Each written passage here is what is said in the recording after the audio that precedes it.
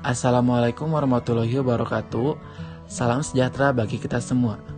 Pada kesempatan kali ini, saya dan rekan-rekan dari kelompok 11, yaitu saya Iman Sudirman, saya Juwita Nazrina, saya Diki Hermawan, akan mempresentasikan materi kuliah manajemen resiko, yaitu tentang manajemen resiko kredit dan cara menghitung premi asuransi jiwa. Pembahasan pada materi kali ini terdiri dari jenis resiko kredit, tujuan resiko kredit, penyebab kredit macet, dan macam-macam resiko kredit. Baik, kita langsung saja kepada materinya. Pengertian resiko kredit. Kata kredit berasal dari bahasa Romawi, yaitu credere atau creditum, yang berarti kepercayaan. Kemudian dalam bahasa Inggris yaitu confidence, yang artinya sama, yaitu percaya. Dalam peraturan otoritas jasa keuangan pada tahun 2016 dinyatakan risiko kredit adalah risiko yang akibat kegagalan pihak lain dalam memenuhi kewajiban kepada lembaga keuangan yang memberikan kredit sesuai dengan perjanjian yang telah disepakati. Resiko menurut Pandia tahun 2016 adalah ancaman atau kemungkinan suatu tindakan kejadian yang menimbulkan dampak yang berlawanan dengan tujuan yang diinginkan. Risiko kredit didefinisikan sebagai risiko kerugian sehubungan dengan pihak pinjaman yang tidak dapat atau tidak mau memenuhi kewajiban untuk membayar kembali dana yang dipinjamkan secara penuh pada saat jatuh tempo. Menurut Susilo pada tahun 1999 adalah resiko yang dihadapi bank karena menyalurkan dananya dalam bentuk pinjaman kepada masyarakat. Resiko tersebut timbul karena adanya ketidakpastian tentang pembayaran kembali pinjaman oleh debitur. Jenis kredit. Menurut Firdaus dan Ariyanti pada tahun 2004 membagi pergolongan kredit sebagai berikut. 1. Menurut tujuan penggunaannya. Di antaranya ada kredit konsumtif, yaitu kredit yang dapat digunakan untuk membiayai pembelian barang dan jasa yang dapat memberikan kepuasan langsung terhadap kebutuhan manusia. Dan kredit produktif, yaitu kredit yang digunakan untuk tujuan produktif yang dapat menimbulkan faedah karena bentuk, tempat, waktu, dan kepemilikan. Yang kedua ada menurut jangka waktunya. Di antaranya yaitu 1. Kredit jangka pendek, yaitu kredit yang berjangka dalam waktu 1 tahun. Biasanya kredit ini cocok untuk membiayai kebutuhan modal kerja. Kemudian yang kedua, kredit jangka menengah, yaitu kredit dengan jangka waktu antara 1-3 tahun. Misalnya pembelian mesin ringan.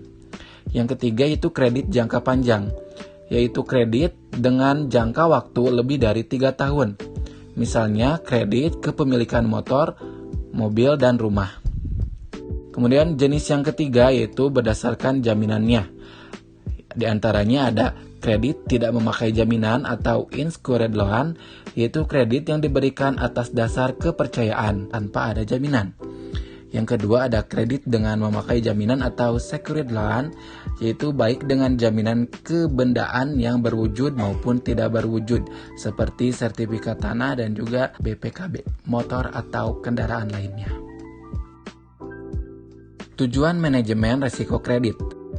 Tujuan utama manajemen risiko kredit adalah memastikan bahwa aktivitas penyediaan dana lembaga keuangan tidak terekspos pada risiko yang dapat menimbulkan kerugian pada lembaga keuangan. Secara umum, eksposur risiko kredit merupakan salah satu hal utama di lembaga keuangan di Indonesia, sehingga kemampuan lembaga keuangan untuk mengidentifikasi, mengukur dan mengendalikan risiko kredit, serta menyediakan modal yang cukup bagi risiko tersebut akan menjadi sangat penting. Kemudian untuk materi selanjutnya akan dibawakan oleh rekan saya yaitu Juwita. Halo, nama saya Juwita Nazrina. Macam-macam risiko kredit. Risiko kredit dan likuiditas merupakan risiko yang paling fundamental pada operasional lembaga keuangan. Risiko kredit meliputi beberapa aspek. Yang pertama, Resiko kredit konsentrasi kredit. Resiko yang timbul akibat terkonsentrasinya penyediaan dana kepada suatu pihak atau sekelompok pihak, industri, sektor, atau area geografis tertentu yang berpotensi menimbulkan kerugian yang cukup besar yang dapat mengancam kelangsungan usaha lembaga yang memberikan kredit. Dan yang kedua, resiko akibat kegagalan pihak lawan. Resiko yang timbul akibat terjadinya kegagalan pihak lawan dalam memenuhi kewajibannya dan timbul dari jenis transaksi yang memiliki karakteristik tertentu, misalnya transaksi yang dipengaruhi oleh pergerakan nilai wajar atau nilai pasar. Yang ketiga, resiko akibat kegagalan settlement. Resiko yang timbul akibat kegagalan penyerahan kas dan instrumen keuangan pada tanggal penyelesaian yang telah disepakati dari transaksi penjualan dan pembelian instrumen keuangan. Yang keempat, country risk. Country risk merupakan risiko yang timbul dari ketidakpastian karena memburuknya kondisi perekonomian suatu negara, kegagalan suatu negara dalam membayar utang, gejolak sosial politik dalam suatu negara, antara lain rasionalisasi atau pengambil alih aset, kontrol nilai tukar, dan devaluasi nilai tukar. Beberapa jenis resiko yang termasuk country risk adalah: yang pertama, sovereign risk, potensi kerugian yang timbul karena pemerintah suatu negara tidak dapat bersedia untuk memenuhi kewajibannya. Yang kedua, transfer risk, potensi kerugian yang timbul karena pihak asing di luar negeri tidak dapat menyediakan atau memperoleh valuta asing untuk memenuhi kewajibannya karena terdapat pembatasan tertentu, seperti pembatasan aliran kas dan modal oleh pemerintah suatu negara. Dan yang ketiga adalah makroekonomik, potensi kerugian yang timbul karena pihak asing di luar negeri tidak dapat memenuhi kewajiban akibat perubahan kebijakan ekonomi di negaranya, seperti peningkatan suku bunga yang bertujuan untuk stabilitas nilai mata uang. Penyebab kredit macet. Menurut Teguh Puji Mulyono tahun 2001 dalam bukunya Manajemen Perkreditan bagi Bank Komersil memberikan dua sebab terjadinya kredit gagal, yaitu baik faktor internal maupun eksternal. Berikut untuk faktor internalnya, yaitu adanya self-dealing atau tindak, kecurangan dari aparat pengelola kredit, kurangnya pengetahuan, keterampilan para pengelola kredit, kurang baiknya sistem informasi, manajemen yang dibangun pada bank yang bersangkutan, lemahnya organisasi dan manajemen, tidak adanya kebijakan pekreditan, dan yang terakhir yang baik pada bank yang bersangkutan. Berikut untuk faktor eksternalnya, yaitu kegiatan perekonomian makro atau kegiatan politik atau kebijaksanaan pemerintah yang di luar jangkauan bank untuk diperkirakan, adanya bencana alam dan kejadian lain di luar dugaan, adanya itikat baik nasabah yang diragukan, adanya tekanan-tekanan dari berbagai kekuatan politik di luar bank, sehingga menimbulkan kompromi terhadap prinsip-prinsip kredit yang sehat, adanya kesulitan dalam proses likuidasi dan perjanjian kredit yang telah disepakati antara nasabah dengan bank, adanya sikap ceroboh, lalai, dan menggampangkan dari pengelola pengkreditan. Penyebab kredit bersalah dari aspek risiko kredit adalah aspek kualitatif. Kebijakan kredit harus memuat informasi yang dibutuhkan dalam pemberian kredit yang sehat, antara lain meliputi: yang pertama, tujuan kredit dan sumber pembayaran; yang kedua, profil resiko debitur dan mitigasinya, serta tingkat sensitivitas terhadap perkembangan kondisi ekonomi dan pasar; dan yang ketiga, kemampuan debitur untuk membayar kembali; yang keempat, kemampuan bisnis dan kondisi lapangan usaha debitur serta posisi debitur dalam industri tertentu; dan yang kelima, persyaratan kredit yang diajukan, termasuk perjanjian yang dirancang untuk mengantisipasi perubahan exposure resiko debitur di waktu yang akan datang. Berikut materi akan dipresentasikan oleh Diki Hermawan. Assalamualaikum warahmatullahi wabarakatuh. Saya Diki Hermawan. Berikut cara perusahaan asuransi menghitung premi asuransi, yaitu berdasarkan dua acuan, yakni 1. Perusahaan asuransi menerapkan hukum bilangan besar. Perusahaan asuransi menerapkan hukum bilangan asuransi. Filosofinya, risiko dan ketidakpastian semakin kecil bila jumlah yang diasuransikan mengalami peningkatan. Semakin besar jumlah orang yang masuk program asuransi jiwa, akurasi perkiraan terhadap kemungkinan kerugian asuransi semakin mudah dilakukan. Pada kondisi ini, perusahaan asuransi mampu mengantisipasi klaim asuransi di kemudian hari secara lebih akurat.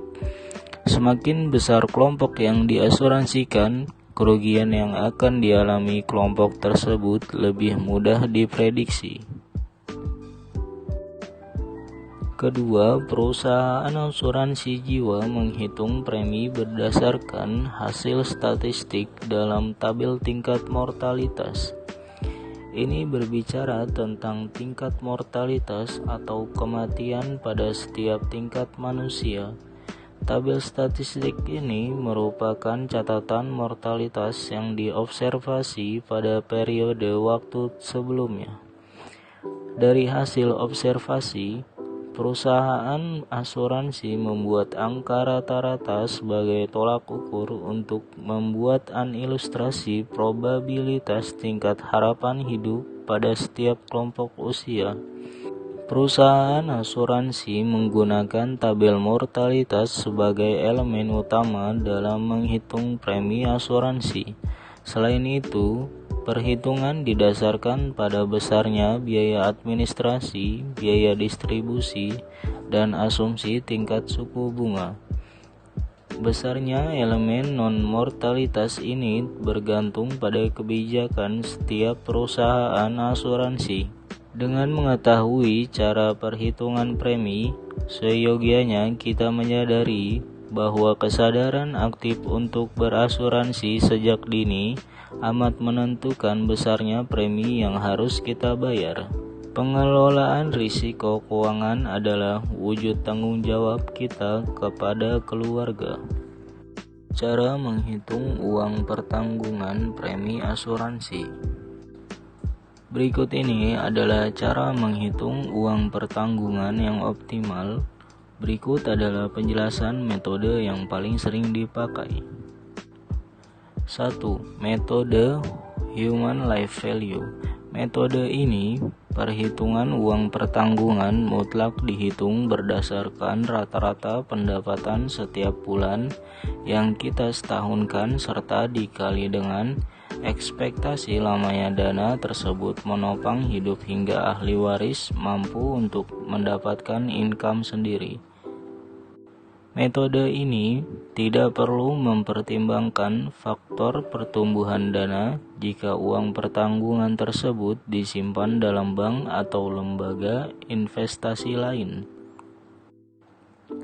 2. Metode Income Based Value.